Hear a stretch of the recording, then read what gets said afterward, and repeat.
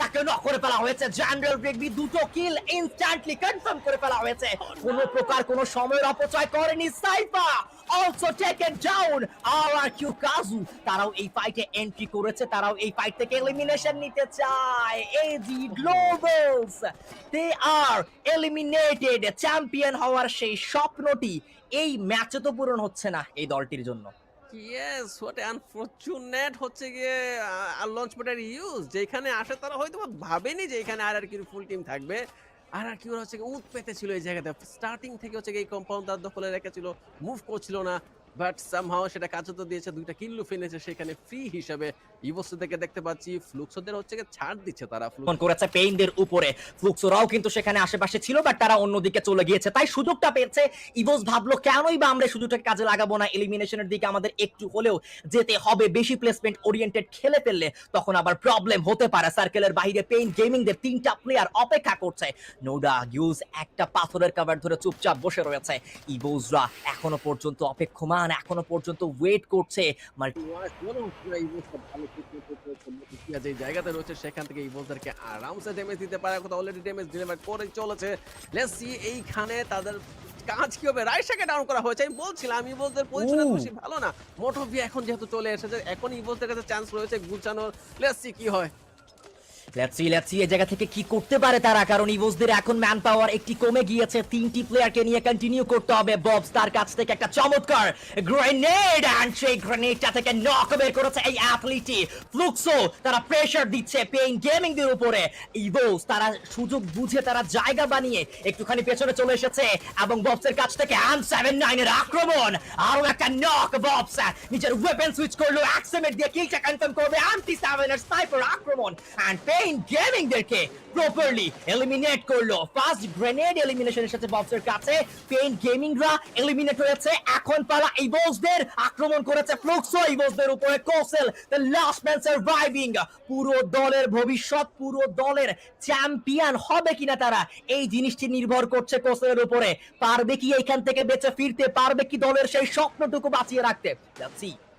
I don't know, but starting থেকে মনে হচ্ছিল কেন জানি ইভোসদের ওই জায়গাতে যখন পেইনরা এন্ট্রি নিল তখনই মুভ করার দরকার ছিল। মেনশনও করছিলাম যে জায়গাটা বেশি ভালো না, হয়তো বা তারা ফিল করছিল যে এখানে থাকলে ট্যাকেল দেওয়া পসিবল হবে, বাট চান্স দেখিনি আমি। যাই হোক, এখন বুড়িরাম আর কিউ দুটো টিমের মধ্যে একটা ফাইট করবে, আমরা এনজয় করছি। যেখানে পজিশন ওয়াইজ ড্রাগনরাও রয়েছে সামনের দিকে, আর কিউ এবং ড্রাগনের পজিশন বেটার। ডাচ স্নাইপ করেছিল, শুট লাগাতে সক্ষম হয়েছিল, বাট স্টিফুকে নকডাউন করতে ব্যর্থ। বাট এখনো প্রচেষ্টা চালিয়ে রয়েছে, যে কোনো একটা কিল, যে কোনো একটা নকডাউন যদি বের করা পসিবল হয় তাহলে আর কিউরা চাইলে কিন্তু ওই জায়গাতে পুশ করতে পারবে। ইভোস দে আর এলিমিনেটেড। আরআরকিউ কাজু তাদের কাছে এই ম্যাচের সুযোগ থাকছে চ্যাম্পিয়ন রাশ অ্যাক্টিভেট করার একটা সুযোগ। বুড়িরাম ইউনাইটেড এই দলটাকেও বিগ গেম বের করতে হবে। ফ্লুক্সোরা ফ্লাই করে এসেছে বুড়িরাম ইউনাইটেড এই দলটির সামনে। It's a Thailand versus Brazil. কারা পারবে এই ফাইটটা বের করে নিয়ে আসতে? জয়না এখনো পার্মানেন্ট কভার হোল্ড করছে। কিউ আক্রমণ করেছে টিম লসের উপরে। ব্রাজিল ভার্সেস ব্রাজিলও ফাইট হচ্ছে সেখানে। আরআরকিউ কাজু মাঝখান থেকে থার্ড পার্টি করার চেষ্টা। ড্রাগন স্পোর্টস তাদের উপরে আক্রমণ। ডিক্স তার কাছ থেকে ডাবল এলিমিনেশন এসেছে টিম ভাইটালিটি। উই নো কি তারা সোলারাতে অনেক স্বাচ্ছন্দ্য বোধ করে খেলতে, তারা সোলারাতে খুব ভালো গেম বের করে নিয়ে আসতে পারে। এই ম্যাপটা তাদের, এবং দেখা যাক এই ম্যাপে কি আরো একটা বুয়া করতে পারে কিনা team Vitality. As always, let's see vitality লাখটা এখানে চেঞ্জ হয় নাকি। ড্রাগন স্পোর্টের অল মেম্বারকে হারিয়ে ফেলেছে, শুধুমাত্র রিমাইন্ড বেঁচে রয়েছে। আর কতক্ষণ বেঁচে থাকবে সেটা সময়ের ব্যাপার।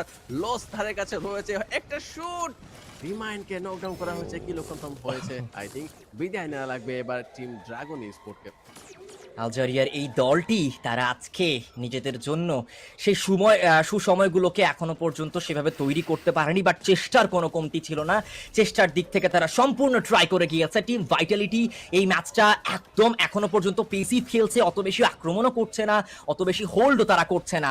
মিড রেঞ্জে তারা গেমটা খেলার ট্রাই করছে। শেষ 5টি দল এই কম্পাউন্ডের আশেপাশে রয়েছে, প্রায় 4টি দল নিচে। টিম লস তারা আক্রমণ করেছে বুড়িরাম ইউনাইটেডদের উপরে। একটা ওপেন গ্রাউন্ডে থাকবে টিম লস, এই জায়গা থেকে বেরিয়ে যেতে হবে। গ্রেনেড থ্রো করছে, কানেকশন পাবে কিনা, এবং কম্পাউন্ডের সেকেন্ড ফ্লোরে টিম ভাইটালিটি তারাও হোল্ড করছে। লোয়ার গ্রাউন্ডে, গ্রাউন্ড ফ্লোরে রয়েছে আরআরকিউ কাজু, যেই দলের কাছে এই ম্যাচে চ্যাম্পিয়ন রাশ অ্যাক্টিভেট করার সুযোগ রয়েছে। টিম বুরিরাম স্পোর্ট সবচেয়ে বেটার পজিশন অপশন করে রয়েছে বর্তমানে, চাইলে যে কোনো মুভ করতে পারে, বাট কেন এখন মুভ করছে সেটা হচ্ছে আমার প্রশ্ন। ভালো পজিশনে ছিল, সামহাউ তারা চলে গিয়েছে, আই গেস বেটারই হয়েছে কারণ লসরা ওইদিকে এসেছে, পারফেক্ট টাইমে মুভ করছে, বাট বেশি দূরে যায়নি, সেটা হচ্ছে কি একটা বিশাল প্রশ্ন। একটু দূরে যাওয়া দরকার ছিল। টিম ভাইটালিটি ভার্সেস আরআরকে একটা ফাইট আজকে দেখতে পেলাম, লাঞ্চার ইউজ করতে নকডাউন করার প্রচেষ্টা, নকডাউন করেছে অলমোস্ট, তিনজন নকডাউন, এখানে কিল লুফে নেওয়া হবে, কি বাকি নকডাউন করা হয়েছে, রিভাইভ দেওয়া পসিবল হয়েছে, টিম আরআরকিউর কাছে রয়েছে 14টা এলিমিনেশন পয়েন্ট। ইতিমধ্যেই তারা চ্যাম্পিয়ন রাশের খুবই কাছাকাছি পৌঁছে গিয়েছে এবং তারা প্রায় অ্যাক্টিভেটও করে ফেলেছে। এর পরবর্তী ম্যাচে এই দলটার কাছেও সুযোগ থাকবে চ্যাম্পিয়ন হওয়ার। টিম লস একটা পাথরের কাভার ধরে বসে রয়েছে, আরআরকিউ কাজুদের তরফ থেকে ইউটিলিটিস গুলো থ্রো করা হচ্ছে, র‍্যাপটেড ফ্রিডমস যাবে টিম লসের তরফ থেকে, বাট সেটা অত বেশি কাজে দিবে না।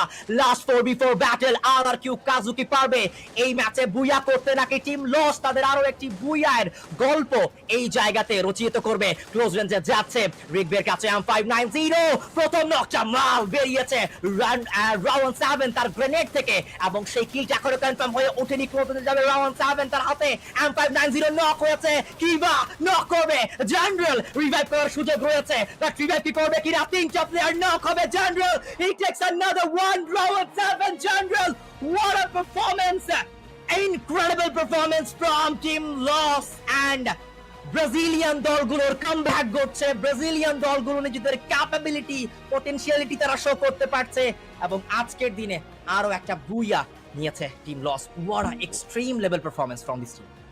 ওয়াও, এই টিমকে এতক্ষণ এইরকম রূপেই দেখতে চাচ্ছিল তার ফ্যানরা, কেন জানি স্টার্টিং এর দিকে এই রূপটা মিসিং ছিল, বাট বিগত কয়েকটা ম্যাচে লস কি টাইপের খেলা দেখাচ্ছে সেটা অতুলনীয়। তাই আই থিঙ্ক একটা আনসার আমরা দেখলাম যে একটা বুয়া নিতে সক্ষম হয়েছে তারা চমৎকার লেভেলে, সেখানে আরআরকিউ হচ্ছে গিয়ে প্রায়োরিটি দেওয়া উচিত। গাইস কোরিয়ান গেমিং কে বলো কাউকে সাপোর্ট না করতে ভাই, ওর জন্যই আজকে ওর জন্যই বুঝদের এই অবস্থা। যা শোনো 8 নাম্বার ম্যাচ কিন্তু শেষ হয়ে গেছে বুঝছো, 8 নাম্বার ম্যাচ না এটা, নাকি 7 নাম্বার, সরি 7 নাম্বার ম্যাচ, 16টা দুইবার হয়েছে, 7 নাম্বার ম্যাচ অ্যাকচুয়ালি শেষ। অস্থির খেলা খেলছে গাইস, ইভোস চ্যাম্পিয়ন হবে দেখো, ঠিক আছে, মানে আমি শিওর বলতে ফাইনালের মতো একটা ফাইনাল ম্যাচ। ইভোস চ্যাম্পিয়ন হয়ে যাবে দেখো গাইস, শিওর আমি। না প্লিজ আপনি বলেন না কিছু, কেন কে হইছে আপনার কারণেই তো।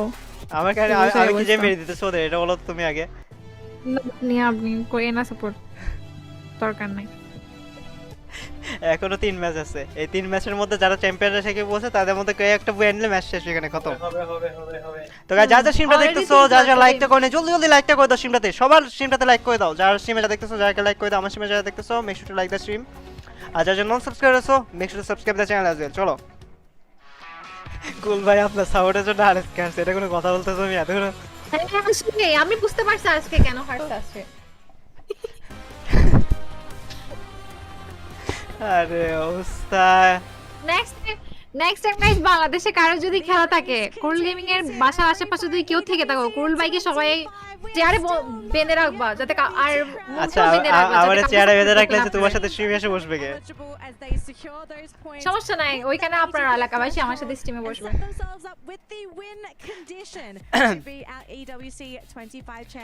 আপনার এলাকাবাসীকে নিয়ে আমি স্ট্রিমে বসবো, তবুও দরকার নেই।